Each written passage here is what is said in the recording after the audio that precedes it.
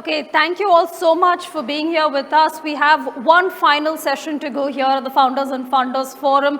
Thank you once again for being here with us. Please don't forget, later this evening, we're hosting all of you at a gala reception on the third floor at Nestle. So we hope to see you there. You can catch all our speakers there as well and pick their brains. Maybe if you haven't heard enough from them today, that's a great opportunity to catch up with them.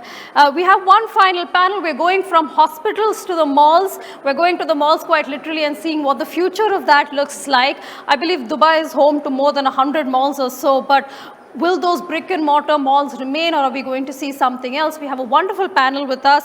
May I invite onto stage Dharnesh, Gordhon, former CEO, Godrej Consumer and Nestle, please, and also Sajin Mangalathu, Chief Financial Officer, CIO and Head of Operations of Hero Fin Corp Limited, please. Thank you. Hi, welcome. Have a seat. Dharnesh. Hi, Dharnesh. Hello. Please have a seat. Thank you. Gentlemen, thank you so much for being here. We have the honor of closing FFF today, so we'll make this fun for all our panelists who I'm sure are waiting to go outside and grab a meal as well. Dharnesh, let me just start with you first.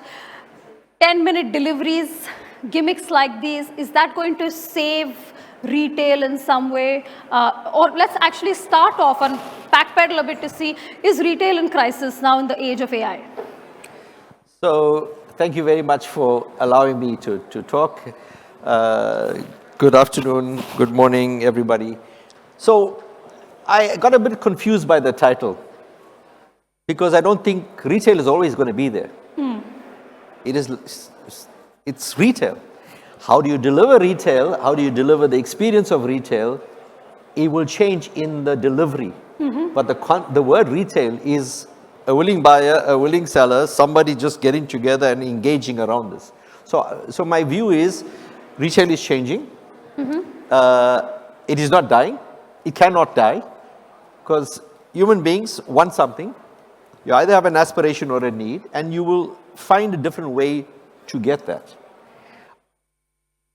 What I also feel is what used to be called convenience. You know, I remember when the first supermarket or hypermarket opened in South Africa. It was a big thing. People were queuing up. What is this thing called a hypermarket? And I'm talking, I know it's many, many years ago. And the whole idea of going into a hypermarket was just like going to Disneyland. Yeah. And then it just became a normal, it's just a form of delivery. You could buy bigger bulk, maybe get a good deal on oil, cooking oil or whatever, right? So I think that it's just the delivery format is changing. And why? People used to shop at their mom and pop store around the corner or a supermarket because of range or a hypermarket in its broadest sense because of bulk purchasing. So there were different levels of convenience. I think what's changed is people want convenience has transformed itself into something else. It's transformed itself into this concept of flexibility.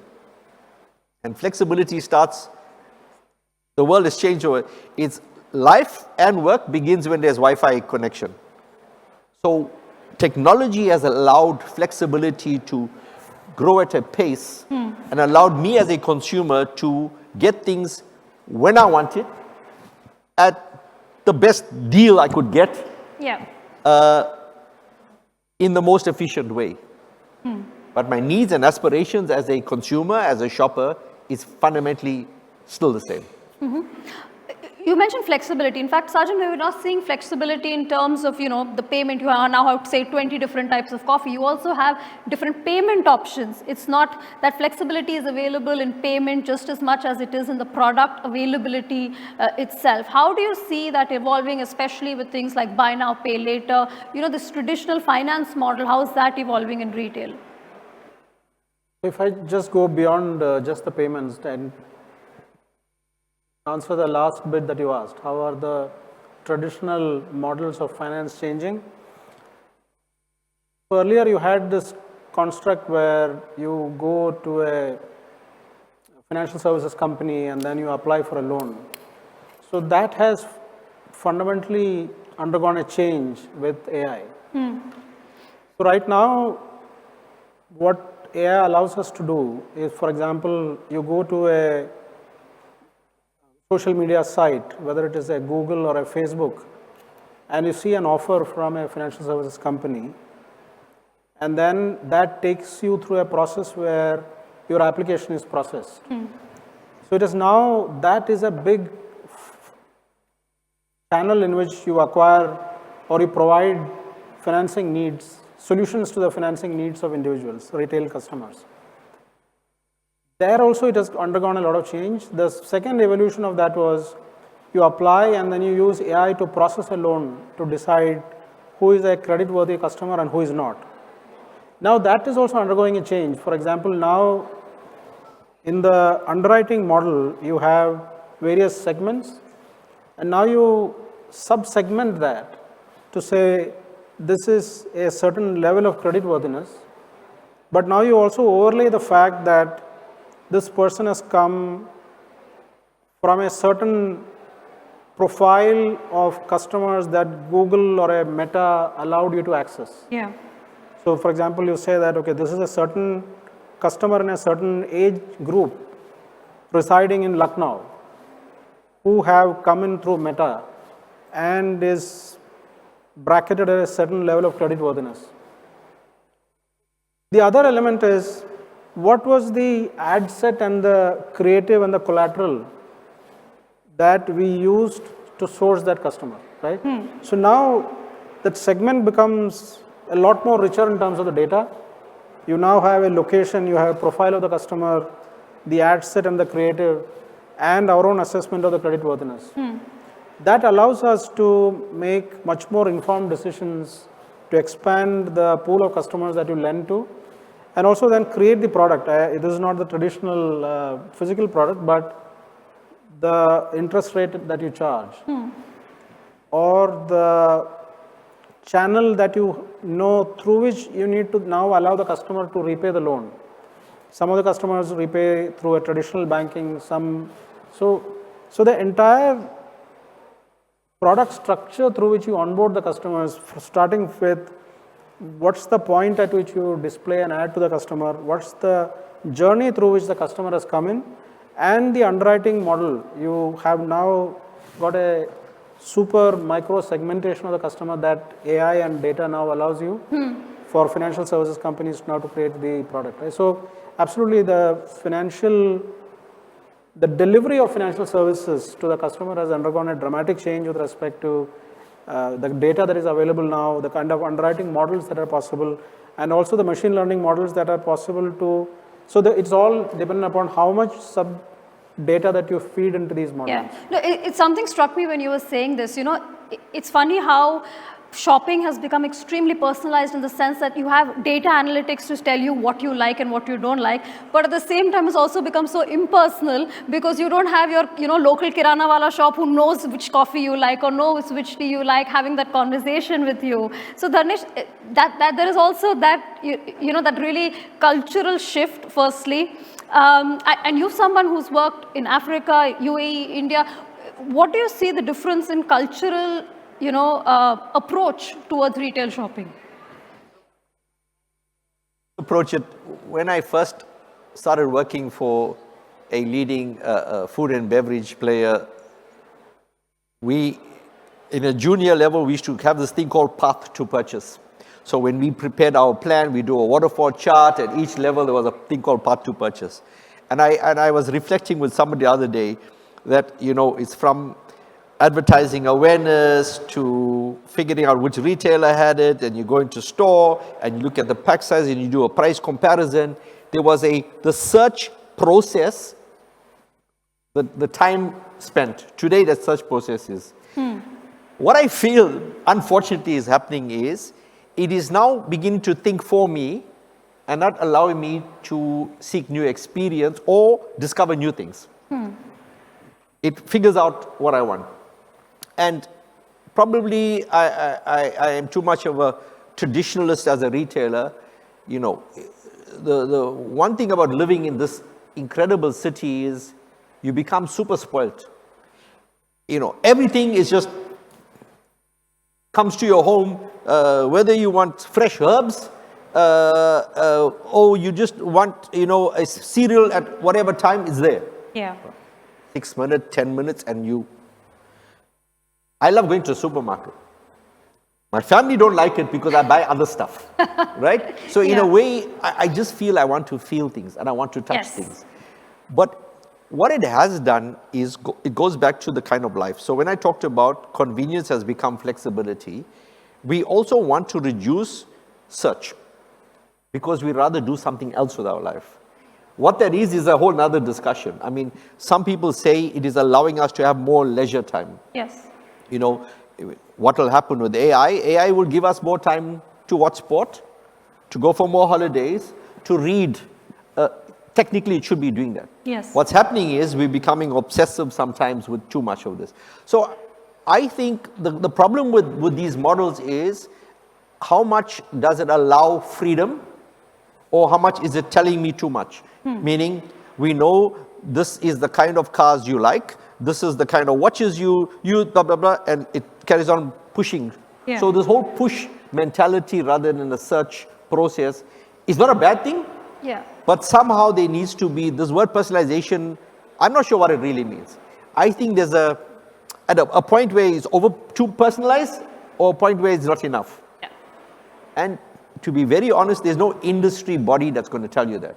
Each individual has to decide how much I accept what is pushed to me and how much I don't. Yeah, but are you a dying breed of people who like to go to the brick and mortar shops and feel the material, hold the product and see it? Because we are increasingly seeing, even in the retail industry, you have this experience shopping. It's not necessarily something you're going to buy a coffee, or even if you do have coffee, it's the whole glamorous look and feel of it. Is that then the future of the brick and mortar shops where we're looking at experience shopping? So, absolutely. So I think the one thing is we have to now think of retail as an ecosystem, not as, convenience, cash and carry, convenience, hypermarket, supermarket, the way we, in the old days, classified formats of retail. Today it's about an ecosystem that I want to see something, feel it, okay, cool, I haven't made up my mind, but I go home and I order it online. So this whole thing about building it as an entire ecosystem of experience, and I see more and more actually this experience element is becoming even more powerful. And if you allow me to just talk about Nespresso, I remember the days when Nestle was discussing and the launch of Nespresso, there was lots of debates. I was part of the team that was saying that it should be part of the normal business. And the global CEO at the time, he didn't allow Nespresso to be put into the normal Nestle business. And why? Actually, he was right. I didn't like him at the time because I just wanted the turnover and, make yourself like a hero and it helps your ego to get more turnover. But I also didn't want Nespresso because it was less profitable at the time. Yeah. But what made it special was when you go speak to a barista in the Nespresso store, but after that, you're ordering it online. So I don't want to carry the whole thing, but I think more and more that's happening more. I don't know, you guys know what's a Dyson vacuum. It's like it's a game changer, this Dyson. Yeah. It's made my life easier to, instead of vacuuming and mopping the floors, that I get this very stiff look that I haven't done it right. Dyson has been a game changer. But I have to go and feel in a Dyson store the experience, that how they launch a new one. It's a new mopping thing, whatever. I haven't seen it yet. I saw it online and I want to go. So there's a good example. I saw it online, whatever, and I'm going to go one of these days to go and see how it works.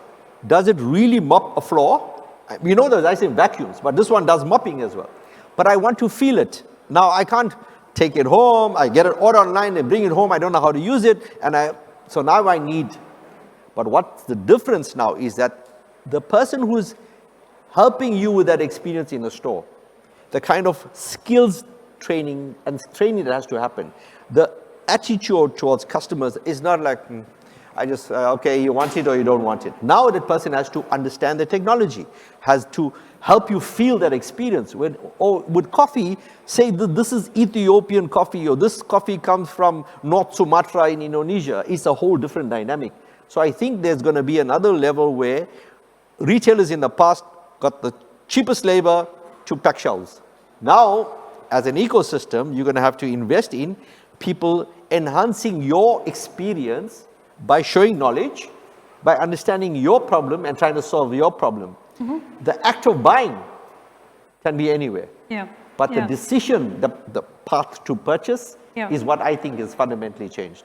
Sajin, I know Dharnesh has let it slip that he likes to go to shops and do physical shopping. What about you? Are you retail? Are you an actual bricks and mortar kind of shopping person, or is it more online for you? No, I like doing online shopping, and he mentioned that he wasn't exactly sure what hyper-personalization is. I just want to touch upon that.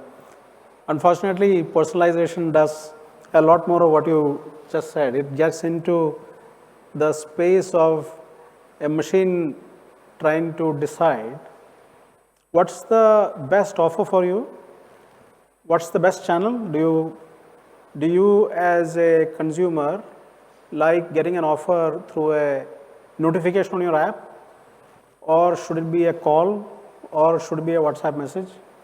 And then there are also the nudge libraries which talks about through Gen AI, you can have the content, the collateral as well, designed to say that, okay, for this personality or this persona, this might be the best collateral and the creative to be delivered, right? So it's a combination of the product and the channel plus the content that is delivered. So in terms of the product, right? So yeah, I mean, we focus a lot more on doing that, and I guess it can. So I mean, it's the age of quick commerce in India, and when I see some of the offers that are thrown to me, I mean, I can work back and I can correlate as to what the engine is which is running beneath, and the quantum of data that is being generated and the digital channels that are now available. I think it's only going to get a lot more tailored. But I think I am also amongst the last of the people who also like to sometimes go do a touch and feel and then come back and order. But my personal bet is that you're going to see far more proportion where the purchase happens through, see, for example, during the COVID time, what has happened is the quality of merchandise also scaled up a lot more during for digital channels, right? So I think it's an evolution. You'll get a lot more data. You'll get, as the more and more of the retail consumers start ordering online, the data is only going to get richer and richer. It'll allow you to sub-segment, micro-segment, and get such tailored offers through the preferred channels. So it can be the channel and the collateral and the offer that is coming to you will be so uniquely tailored to you. It is not for 1,000 people or 1,000,000 people. It is going to get narrower and narrower and get it to the particular person based on the particular person's behavior in terms of what kind of collateral, what's the text, what's the product, and what's the channel. All of that is going to get so much personalized for that particular individual. And the kind of pricing, right? It's not a combination of just the offer coming to you. The kind of pricing that is going to come to you, the kind of repayment options that are coming to you, and all of it is going to get a lot more personal, right? So, I mean, whether you like it or not, that's the direction in which I can tell you're a tech guy because, you know, when we're talking about sale, you're thinking data. We're thinking discounts, you're thinking data. That's the difference, I think. We are completely out of time, but very quickly, I want to do that audience poll here and check whether we have some more of the dying breed here who prefer going to the shops or they prefer. So all those who prefer physical in-store experiences, raise your hands. And all those who prefer online shopping, it's a split, isn't it? So not bad. But ladies and gentlemen, thank you so much for being here. Thank you to gentlemen. This has been a wonderful conversation. Thank you all for being as part of Founders and Funders. This has been a wonderful conversation. Thank you. Thank you very much. Thank you so much. Thank you. Thank you.